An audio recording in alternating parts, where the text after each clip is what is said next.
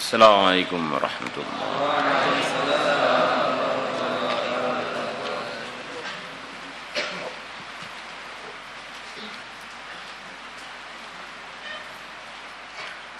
Bismillahirrahmanirrahim. Wa an Zirr bin Hubaysh qala, beliau mengatakan, ataitu, aku telah mendatangi Safwan ibn Assal radhiyallahu anhu. As'aluhu, aku bertanya kepada beliau, anil mashi 'alal khuffaini, mengenai mengusap atas dua mojah.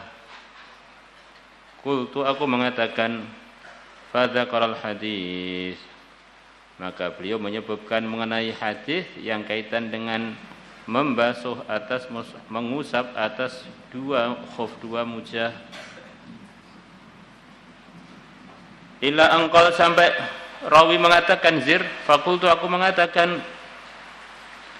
Jadi di antara hadis mutawatir adalah hukum bolehnya mengusap atas khuf, atas mojah, semacam kaos kaki yang terbuat dari kulit yang bisa untuk berjalan dan melindungi kaki itu dari resapan air. Ini termasuk hadis yang rawinya mutawatir, dan itu pembeda antara kita ahlu sunnah dengan orang syiah. Di orang syiah tidak ada al-mashu 'alal khuffain. Jadi antara ciri khasnya ahlu sunnah adalah ada al-mashu 'alal khuffain. Fakultu, aku mengatakan, hal sami'tahu, apakah engkau pernah mendengar Nabi yadhkuru fil hawa syai'a, beliau menyebutkan mengenai cinta, mengenai kesenangan, syai'an, sesuatu, penyebutan. Pernahkah engkau dengar Nabi berbicara mengenai cinta? Di dalam diri kita itu ada rasa cinta. Normalnya orang begitu itu. Kalau orang enggak normal beda lagi, enggak dibicarakan. Dikirim ke rumah sakit Solo. Qal, sahabat Safwan mengatakan, na'am ya, saya pernah mendengar Nabi menyebutkan mengenai cinta. Kunna, adanya kami ma'a Rasulillah, bersama Rasulullah sallallahu alaihi wasallam, fi safarin, di dalam sebuah perjalanan. Fa baina nahnu 'indah, maka di tengah-tengah waktunya kami di dekat Nabi. Idza nadahu a'rabiyun, tiba-tiba memanggil Nabi a'rabiyun, seorang A'rabi, bi sautin lahu jahwariyun, dengan suara dia yang lantang, yang keras. Ya Muhammad, dengan keras, ya Muhammad. Fa'ajabahu, maka menjawab panggilannya Arabi tadi Rasulullah sallallahu alaihi wasallam, nahwan, seperti min sautihi, suaranya si Arabi. Nabi pun menjawab dengan lantang juga. Dalam sebagian riwayat, a'la min sautil a'rabi, lebih kencang melebihi suaranya si Arabi tadi. Kenapa Nabi ditanya? Karena Nabi tidak pengen si A'rabi tadi lebur amalannya gara-gara mengeraskan suara melebihi frekuensinya, melebihi tingginya suaranya yang mulia Nabi besar Muhammad SAW. Jadi Allah menegur orang-orang yang mengeraskan suaranya melebihi suaranya Nabi, ang tahbata a'malukum wa antum la tash'urun, amalan kalian itu akan lebur tanpa kalian rasa. Maka ini ada umatnya Nabi, namanya Arabi, orang desa, biasanya kalau punya pendapat ngotot gitu. Maka dia memanggil Nabi, ya Muhammad. Maka Nabi pun menjawab seperti suaranya si Arabi tadi, biar antara suara beliau dan suaranya Arabi seimbang. Akhirnya suaranya Arabi tidak lebih tinggi melebihi suara beliau. Sayangnya Nabi pada si Arabi. Dalam sebagian riwayat lebih tinggi supaya Arabi suaranya lantangnya di bawah suaranya yang mulia Nabi besar Muhammad sallallahu alaihi wasallam. Kemarilah, sabda Nabi. Atau yo rene yo. Fakultu lahu, maka aku bilang pada si Arabi, waihak, celaka kamu. Ughdud min sautik, rilihkanlah min sautika suaramu. Fa innaka 'indan nabi, maka sungguhnya kamu ada di sisi Nabi. Wa qad nuhita an hadza, dan sungguh engkau telah dilarang an hadza, dari mengeraskan suara ini. Faqala, maka si Arabi mengatakan, semua orang sama kan sudah dilarang kan mengeraskan suara, dekat Nabi enggak boleh. Faqala, maka berkata si Arabi, wallahi demi Allah la aghdud, aku tidak akan melirihkan suaraku.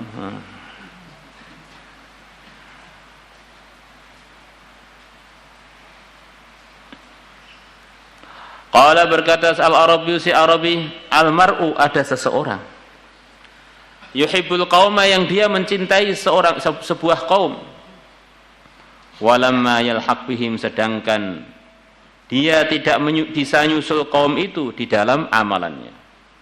Ini kaum di sini ini maksudnya orang-orang soleh. Ada seorang, dia ini cinta kepada orang-orang soleh, tapi amalan dia nggak bisa nyusul orang-orang soleh itu.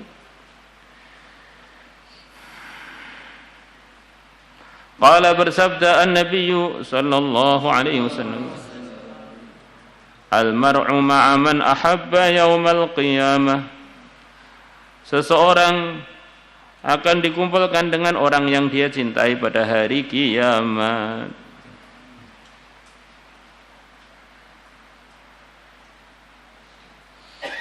Fama zala yuhaddithuna, maka tidak henti-hentinya Nabi berbicara dengan kami, hatta dzakara baban, sehingga beliau menyebutkan ada satu pintu, minal maghribi, dari arah barat, masiratu ardhihi, yang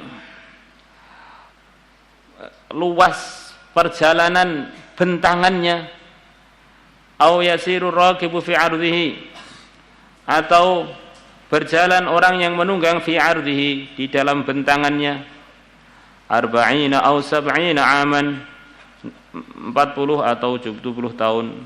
Ada pintu yang begitu luas, itu jarak antara pojok pintu sampai pojok pintunya itu, kalau orang nunggang perjalanan 70 tahun. Min qibalis Syam, dari arah negeri Syam. Khalaqahullahu ta'ala, yang Allah telah menciptakan pintu yang begitu luas tadi, yang bentangannya aja perlu berjalan 40 atau 70 tahun bagi orang yang menunggang, bukan orang jalan kaki. Yauma khalaqa, di hari Allah menciptakannya. Yauma khalaqas samawati, di hari Allah menciptakan langit dan bumi. Maftuhan, kondisi pintu itu adalah dibuka, litaubati, untuk bertaubat.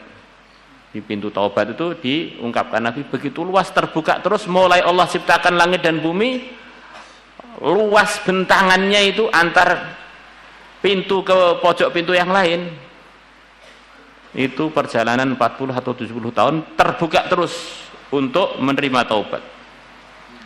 La yughlaqu, pintu tersebut tidak ditutup, hatta tatlu'asy syamsu minhu, sehingga matahari terbit, minhu, dari pintu yang di arah barat tadi.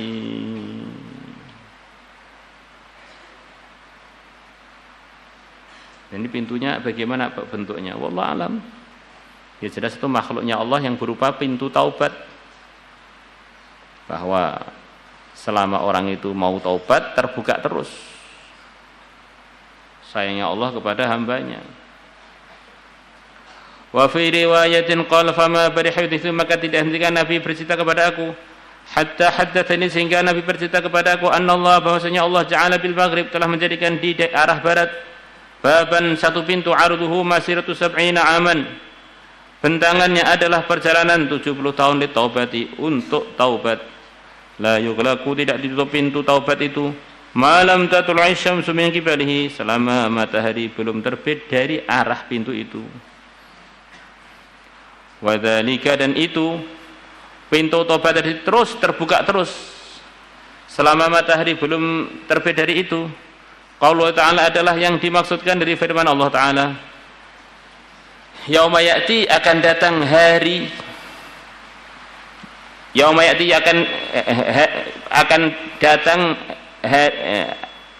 yauma ya'ti hari yang akan datang, ba'du ayati rabbika sebagian tanda-tanda kebesaran Tuhanmu akan datang suatu hari, sebagian tanda-tanda kebesaran Tuhanmu akan datang. Hari itu la yanfa'u tidak akan bermanfaat nafsan kepada jiwa imanuha imannya jiwa tersebut, yaitu hari dari pintu taubat terbit matahari. Matahari terbit dari barat.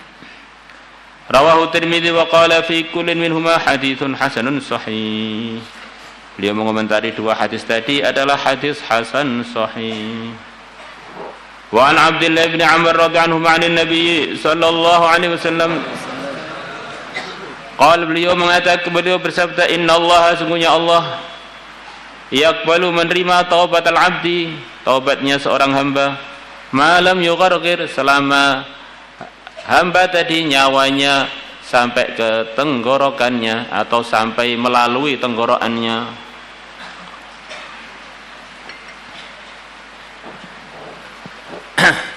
Jadi pintu taubat itu ada yang kaitan dengan waktu masing-masing orang.